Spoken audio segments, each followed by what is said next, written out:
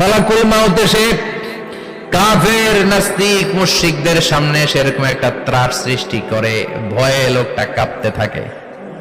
ওর কাছে ভদ্র ভাষায় কথা বলে না, সুন্দর জামা পরে আসে না, কালো কুচকুচে চেহারা, ভয়ঙ্কর একটা রূপ নিয়ে, আকৃতি নিয়ে ইসলাম বিরোধীদের মাথার সামনে আসে, দুর্গন্ধযুক্ত চেহারার দেহ নিয়ে ধমক দিয়ে বলে, ও পাপাত্তা, ইয়া আইয়াতুহান নাফসুল খাবিসা উখরুজি ইলা গাদাবিল্লাহ, হে পাপাত্তা, আল্লাহর রাগ, ক্রোধ আর গজবের দিকে বের হয়ে আয়।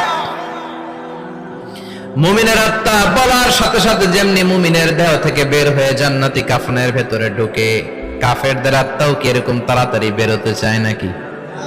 কাফেরদের আত্মা বেরোতে চায় না, ডানে দৌড়, বায়ে দৌড়, সামনে দৌড়, পেছনে দৌড়, আহা দৌড়াদৌড়ি করে। মালাকুল মাউত এটাকে টেনে হিচড়ে, একটা জীবিত ছাগলকে জবেহ না করে, জবাই না করে, তার চামড়া উল্টার দিকে টেনে হিচড়ে বের করলে ছাগলটা যত কষ্ট পায়, এর চেয়ে কমসে কম 70 গুণ বেশি কষ্ট দিয়ে কাফের মুশরিক আর গাদ্দারদের রূহ কবজ করা হয়। আল্লাহ এই পরিস্থিতি থেকে তুমি আমাদের বাঁচাও।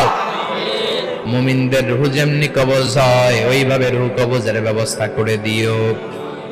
ঈমানের মৃত্যু নসিব করে দিও, শাহিদি মৃত্যু নসিব করে